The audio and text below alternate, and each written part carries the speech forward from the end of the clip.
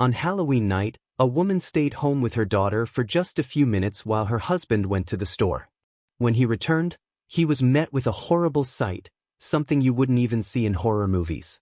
Later, even some police officers had to seek psychological help, as they had never dealt with anything quite like it, and the truth in this dreadful case shocked everyone who was involved. Doreen Erbert was born on November 29, 1952, in California and grew up in a very large family of 5 children.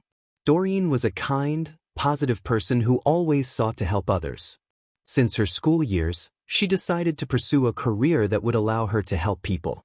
So, after college, she moved to San Francisco and started working as a physiotherapist. Doreen also dreamed of creating her own big family, and soon the opportunity presented itself. At the age of 24, she met a man named Michael Dennis. He worked at a manufacturing plant near Doreen's clinic, and soon, the couple began dating. A few months later, they decided to get married, and in 1976, their son, Paul, was born. Initially, Michael and Doreen were happy together, but after the birth of their child, their relationship started to deteriorate. Within a year, they decided to divorce. Their son stayed with his mother, and Michael could regularly visit him. Despite all this, they maintained a normal relationship. A year later, Doreen met a man named Charles. They began dating, got married, and decided to move to San Jose, settling in a quiet residential area. In 1979, their daughter, Diana, was born. Charles, like his wife, dreamed of having a big family. He raised her son and was overjoyed at the arrival of their daughter. However, tragedy struck the family in February 1980. 4-year-old Paul climbed over the fence around their pool and fell into the water. Doreen, who was at home at the time, noticed it too late. She pulled her son out of the water and called for an ambulance. They took the child to the hospital, and he was connected to a life support machine. But after 10 days, the doctors concluded that there was no chance of survival. The decision was made to disconnect him from the machine. Doreen was devastated and broken. She couldn't stop blaming herself, even though the police investigation showed it wasn't her fault. Nevertheless, the woman continued to live, and her little daughter helped her cope with this tragedy. 4 years after the tragic events, something good finally happened with the family. Doreen and Charles had been trying to have another child for a long time, but unfortunately, pregnancy had been interrupted twice. Eventually, Doreen became pregnant again. And this time, everything was going well. The couple was expecting the arrival of a boy, scheduled to be born in early November. Just a few days before Doreen was supposed to go to the hospital, the family decided to participate in Halloween activities. It was the evening of October 31st. All neighbors decorated their homes, handed out candies, and went trick-or-treating with their children in the neighborhood. Diana, who was 4 at the time, really wanted to join in, and her parents couldn't refuse. Despite Doreen being 9 months pregnant, she went trick-or-treating with her daughter, while Charles stayed home, handing out candies to other kids. The mother and daughter returned home shortly before 9 p.m. Charles informed his wife that they were running out of candies, and he planned to drive to the nearest store to refill their supplies, because he didn't want to leave the neighborhood kids without treats. He left the house around 8:50 p.m. and returned approximately 15 minutes later. Approaching the house, he noticed the front door was slightly ajar, which struck him as odd. However, what awaited him inside was a genuine nightmare. Upon entering, he discovered his wife lying in the corridor on the floor, surrounded by a substantial amount of blood. Doreen showed no signs of life, and Charles immediately called 911. Soon, he noticed that in the living room lay the body of their unborn child. The man was in a deep state of shock, unable to believe what he was witnessing. At some point, the thought crossed his mind that Doreen might have had a miscarriage, but he quickly realized it was much worse. Next to the child lay a human hand. Charles immediately understood it belonged to Doreen, realizing that someone had attacked his family. He began searching for his daughter, fearing that something might have happened to her as well.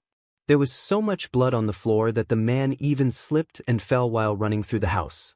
Fortunately, the girl was alive. She was hiding behind the sofa in the living room.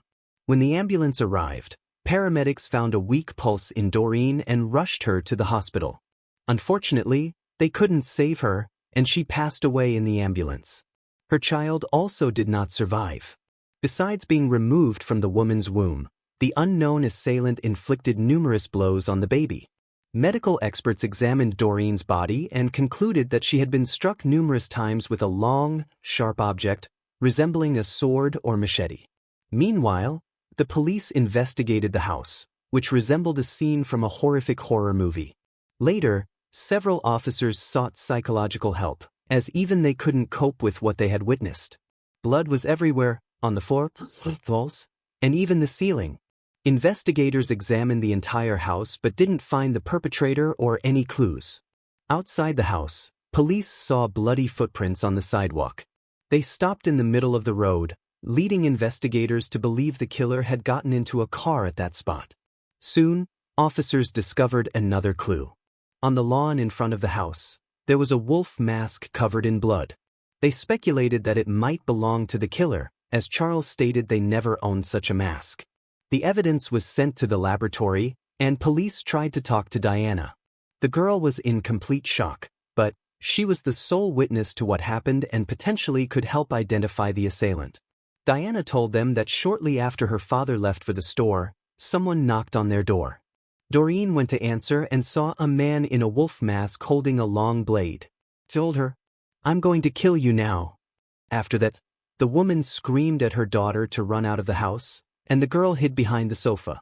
Diana couldn't recall what happened next, to the moment when her father found her. She also couldn't help the police identify the attacker as he was wearing a wolf mask. Initially, investigators considered the victim's husband as a suspect. They found it suspicious how his trip to the store coincided with the arrival of the killer, as Doreen was attacked just minutes after her husband left home. When Charles returned, he stepped on blood multiple times, even falling and getting covered in it. Police didn't rule out the possibility that he might have done this intentionally to have an excuse for the blood on his clothes. However, the detectives quickly found several inconsistencies in this theory. Firstly, Charles's shoes clearly didn't match those that left bloody footprints on the street. Secondly, the killer likely got into a car parked on the road in front of the house, but there were no blood traces found in Charles's vehicle, nor a different pair of shoes. Police went to the store Charles visited and spoke to the staff member. He confirmed that Charles did buy candies from him that evening, indicating he didn't have time to commit the murder. Surveillance footage from the store also supported this alibi, so detectives temporarily stopped considering him the prime suspect and asked Charles if he had anyone in mind who might wish harm to his family. And the man immediately pointed to Doreen's ex-husband, Michael. According to Charles, initially, Michael maintained a normal relationship with his ex-wife, but everything changed after the death of their son, who drowned in the pool. Michael blamed Doreen, believing she deliberately killed the boy to cut all connections with him. He even filed a civil lawsuit against her, seeking to hold her responsible for the child's death, but lost the case. Even during the time when Michael and Doreen were still married, he occasionally behaved quite strangely. After the birth of their son, he often fell into depression, distancing himself from both his wife and child. Doreen believed all of this was somehow connected to his childhood traumas. Michael had hearing problems from an early age, requiring him to constantly wear a bulky hearing aid. In those days, it was a rather large device, and because of it, other children constantly teased Michael. All of this led to the man growing up introverted, practically having no friends, and avoiding interaction with women. Despite seemingly leaving these issues behind after meeting Doreen, Michael couldn't shake off his old problems completely. This became one of the main reasons for the couple's decision to divorce. When Doreen married Charles, Michael began harboring resentment and animosity towards her, especially disliking the fact that another man was raising his son. These feelings intensified after Paul's death, and he started genuinely hating his ex-wife. Michael also lost his job, where he had spent most of his adult life. This factor also had some negative effect on him. After hearing all of this, the detectives decided to go to the man's house and talk to him. Charles's account was clearly insufficient to make Michael the prime suspect, but since he lived only 2 miles from Doreen's house, they decided to pay him a visit right away. Officers arrived at his home around midnight and saw the pickup truck parked near the garage. They shined a flashlight inside and saw something resembling blood on the steering wheel and keys. Afterward, they knocked on the door, but nobody answered. The lights were on, and officers could hear water running inside the house, leading them to suspect that the man might be disposing of evidence or cleaning blood-stained clothes. So, they continued knocking. Michael eventually opened the door. He remained calm, even after being informed about his ex-wife's death. The man answered all their questions nonchalantly and allowed the officers inside without a warrant. According to him, he went to the store during the day, returned home, and hadn't left since. Michael even agreed to sign voluntary consent papers to allow a search of his house. As he reached for the pen to sign, investigators noticed a deep cut on his right hand. Michael claimed he accidentally cut himself earlier while carving a pumpkin for Halloween. However, the police doubted his words. The wound was visibly fresh, and blood was still oozing from it. Meanwhile, a few officers started searching his house. Michael went upstairs with one of them since they asked him to show his ID. When they entered his bedroom, Michael reached for the bed headboard, but the officer immediately told him to step aside. His actions seemed suspicious. Why would he keep his documents behind the bed? When the officer approached, he saw a holster hanging on the bed headboard with a loaded gun inside. He took the weapon and led Michael downstairs to the other officers. Meanwhile, his colleagues discovered blood droplets on the floor, leading them to a washing machine in the garage and a pile of clothes with bloodstains. This was sufficient for an arrest, and they took the man into custody. Afterward, detectives, along with forensic experts, scrutinized the house more thoroughly, seeking evidence that might link Michael to the murder. The analysis of the blood would take a few days, and meanwhile, the police found some new gruesome discoveries. At first, they uncovered an empty box for a machete with an 18-inch blade. Medical experts confirmed that this model perfectly matched the wounds on Dorene's body. Secondly, Michael had 2 makeshift coffins in his house, leading detectives to suspect they were intended for Doreen and her husband. Additionally, the police found body bags typically used by medical staff. Considering Michael had no association with these items, it raised significant concerns. Putting all these pieces together, the police went to the judge to request a warrant for the suspect's arrest for an extended period. Without it, they could only detain him for a limited time. However, the judge deemed the evidence too circumstantial. As a result, Michael had to be released, and the man walked free. Nevertheless, 3 days later, the detectives got the answer from the lab. Experts found 2 types of blood at the crime scene, belonging to different individuals. Blood type analysis revealed that the majority of it shared the same blood type as Doreen, with a small amount matching Michael's. Apparently, the man injured himself during the attack on his ex-wife. This time, the judge promptly issued an arrest warrant, and Michael was officially charged with the murder of his ex-wife and her unborn child. Soon, detectives found another piece of evidence linking him to the crime. Speaking with Michael's acquaintances, they learned he owned the exact same wolf mask found near Doreen's house. On the previous Halloween, he wore it to a party, and police even discovered a photo of Michael wearing the mask. To eliminate any doubts, they found in his home the exact clothing he wore in that photo. But the story of the mask didn't end there.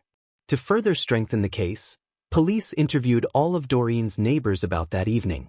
It turned out that children going door to door for candy saw an adult man wearing a wolf mask standing across the street from the victim's house, staring at it.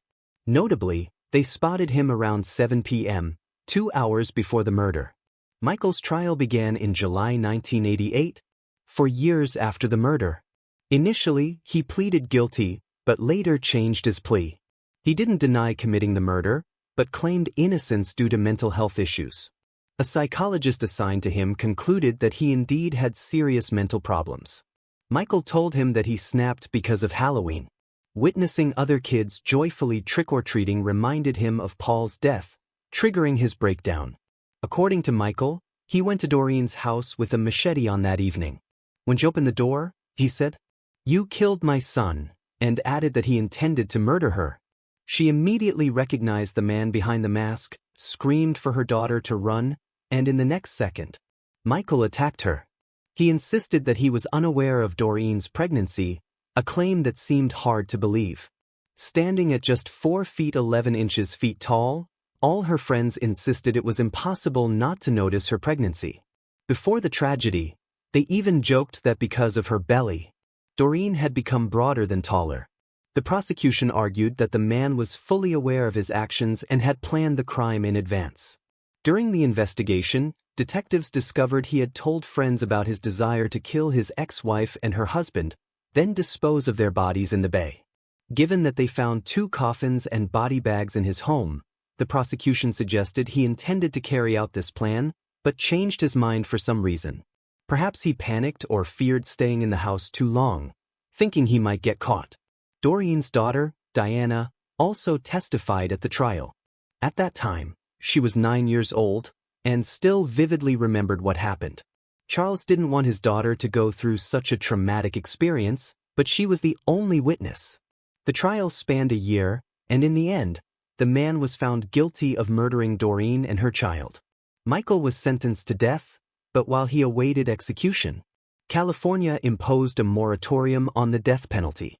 As a result, Michael remains behind bars to this day, and his sentence is unlikely to be carried out anytime soon. Many years later, Diana revealed that this murder haunted her throughout her life, never allowing her to forget that horror for a moment. Eventually, she decided to forgive Michael and try to leave it all in the past, fearing she might lose her sanity otherwise. Alright guys, thank you for watching. If you enjoyed my video, please share your thoughts on this story, and don't forget to like and subscribe to the channel. Your support means a lot to me. Thank you.